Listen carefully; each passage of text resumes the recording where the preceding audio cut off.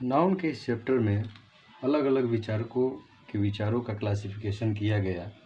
तो देखा गया कि एक विचारक ट्रेडिशनल इंग्लिश ग्रामर के आधार पे बच्चों को नाउन के विषय में पढ़ाएं, दूसरे विचारक मॉडर्न इंग्लिश ग्रामर के आधार पे इस नाउन के चैप्टर को अलग तरीके से बताएं। आज मैं जिस तरीके से आप लोगों को इस नाउन के चैप्टर को बतलाने जा रहा हूँ, ये थोड़ा सा कॉम्प्लिकेटेड हो सकता है। तो चलिए इसमें आते हैं कि सबसे पहले ट्रेडिशनल इंग्लिश ग्रामर क्या है। तो ट्रेडिशनल इंग्लिश ग्रामर में पूर्व के विचारकों ने नाउन को डायरेक्टली 5 भागों में बांट दिया।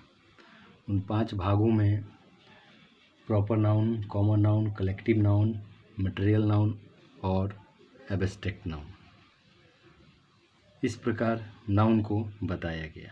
मॉडर्न इंग्लिश ग्रामर में नाउन को केवल 3 भागों में ही बांटा गया।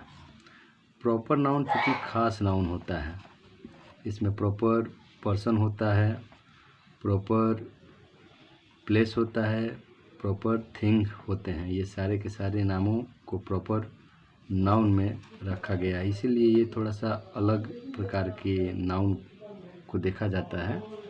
दूसरे तरीके में एक नाउन वो होता है जिसको काउंट किया जा सकता है, उसे काउंटेबल कहते हैं, और एक होता है जो कि अनकाउंटेबल होता है। तो ये आपके मॉडर्न इंग्लिश ग्रामर का ही एक रूप है। तो चलिए सबसे पहले ट्रेडिशनल इंग्लिश ग्रामर के तरीके से हम नाउन के तह तक जाते हैं।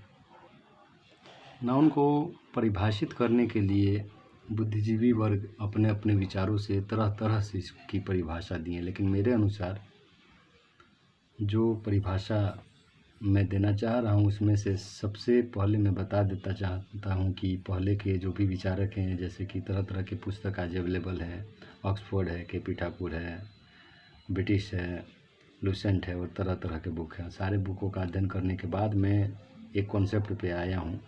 सबसे पहले उन बुकों का निष्कर्ष मैं बता दूँ कि नाउन क्या होता है। तो noun it is a name of person,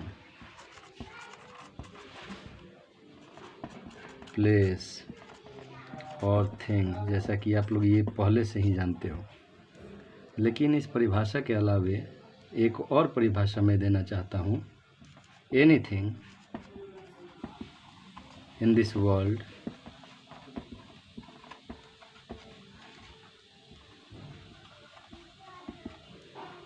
which can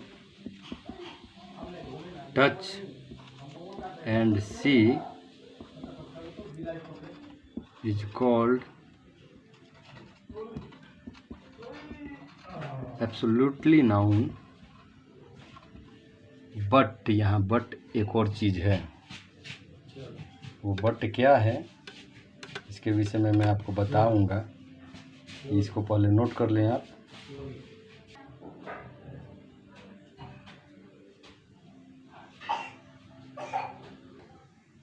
जैसे कि ये मेरे द्वारा प्रतिपादित जो परिभाषा है आप लोग देख रहे हैं, anything in this world which can touch and see is absolutely known but some known can feel only. दुनिया में कोई भी चीज़ जिसे हम छू सकते हैं, जैसे कि बोर्ड टच कर रहे हैं, देख भी रहे हैं और देख भी सकते हैं, वो तो कम्प्लीटली नाउन है ही। लेकिन इन सब के अलावा कुछ ऐसे भी नाउन होते हैं जिसको हम लोग केवल महसूस करते हैं। तो ये मेरे द्वारा लिखा हुआ एक परिभाषा है जो कि आपको नोट कर लेना चाहिए, आगे मैं बताता हूँ। तो प्रॉपर नाउन के विषय में पहले हम लोग जान जाएं कि प्रॉपर नाउन को प्रॉपर पर्सन, प्रॉपर प्लेस और प्रॉपर थिंग के आधार पे हम लोग जान सकते हैं। प्रॉपर पर्सन में किसी भी पुरुष या स्त्री का नाम, प्रॉपर प्लेस में किसी भी जगह, किसी भी मोहल्ला का नाम, किसी भी गांव का नाम, प्रॉपर थिंग में किसी भी पुस्तक का नाम, ये सारे के सारे चीज़ महत्व रखते हैं। कॉमन नाउन की बात करें तो कॉमन नाउन को भी प्रॉपर नाउन के आधार पे कॉमन पर्सन, कॉमन प्लेस और कॉमन थिंग्स के दृष्टिकोण से समझा जाता है। कॉमन पर्सन में मैन, वुमेन आ जाएंगे जो कि कॉमन यूज होता है जातिगत आधार पे। कॉमन प्लेस में town, school, park, anything. Common thing में बुक, टेबल, चेयर एटसेट्रा, ये सारे के सारे चीज़ आते हैं। चलते हैं कलेक्टिव नाउन की ओर। कलेक्टिव नाउन कोई साधारण नाउन नहीं होता है। इसको थोड़ा सा बारीकी से समझने के लिए इसको मैंने 3 भागों में बांट दिया है।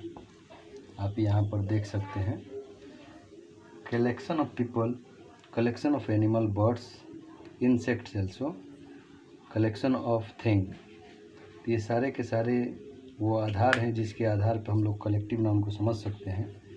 तो सबसे पहले अगर बात किया जाए तो कलेक्शन ऑफ पीपल के विषय में मैं बता देता हूँ। कुछ उदाहरण आप लोग नोट करना चाहें तो आप लोग नोट कर सकते हैं। जैसे कि अ बोर्ड ऑफ ट्रस्टीज, विश्वास पात्रों की एक मंडली को कही जाती है। अ ब्रिगेड ऑफ कैवलरी, घुड़सवार सैनिकों का दल। अ ब्रिगेड ऑफ इन्फेंट्री, पैदल सैनिकों का दल। अ कारवां ऑफ पिलग्रिम्स, तीर्थयात्रियों का एक काफिला। अ कारवां ऑफ मर्चेंट्स, व्यापारियों का एक कारवां। अ बेंच ऑफ जजेज, न्यायाधीशों की मंडली। अ सर्कल ऑफ फ्रेंड्स, ये मित्रों की मंडली को कहा जाता है। और अ कॉलोनी ऑफ पीपुल, लोगों की बस्ती को कहा जाता है। अ कंपनी ऑफ एक्टर्स, अभिनेताओं की मंडली। अ कॉन्कोर्स ऑफ पीपल, लोगों का समूह। ये सब नोट कर लीजिएगा जो चीज़ मैंने आपको बोल रहा है। इसको आप दोबारा भी प्ले करके आप लोग नोट कर सकते हैं, सबको याद रखना चाहिए। इन सब के अलावा और भी बहुत तरह के उदाहरण हैं। मास्टर ऑफ ट्रूप्स, सैनिकों का दल। और स्टेशन पे आप लोग जाते हैं तो कूली को देखते हैं तो कूलियों की एक पंक्ति होती है। तो कूलियों के लिए भी एक नाउन आता है, थोड़ा याद, हाँ, स्ट्रिंग ऑफ कूलीज होता है। String of Coolidge. तो ये सारे के सारे उदाहरण कलेक्शन ऑफ पीपल में चले जाएंगे। अगर collection of animals, birds, insect का अगर बात किया जाए तो नोट कीजिएगा। अ ट्रुप ऑफ लॉयंस, यानी शेरों का समूह। अ ट्रेन ऑफ डंकीज, गधों का तांता या गधों का समूह। अ टीम ऑफ हॉर्सेस, घोड़ों का समूह। अ स्वार्म ऑफ बीज, मधुमक्खियों का झुंड हो गया। अ स्टड ऑफ पोनीज, छोटे घोड़ों का समूह, इसमें घोड़े के बच्चे आ जाएंगे। अ स्ट्रिंग ऑफ कैमल्स, ऊँटों की पंक्ति। अ सोल ऑफ हेरिंग्स, समुद्री मछलियों का झुंड होता है। तो देखिए मछली से याद आ गया, अगर ये आ जाए, वेल मछली आ जाए तो वेल मछली को कहा जाता है स्कूल ऑफ वेल्स, वेल मछलियों के समूह को। ये स्पेशली वेल के लिए बनाया गया है।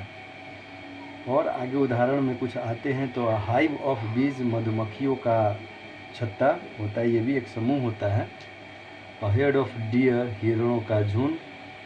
अ गिगल ऑफ गीज, बत्तख की तरह ही एक होता है जिसको कलहंस कहते हैं। तो कलहंसों के झुंड को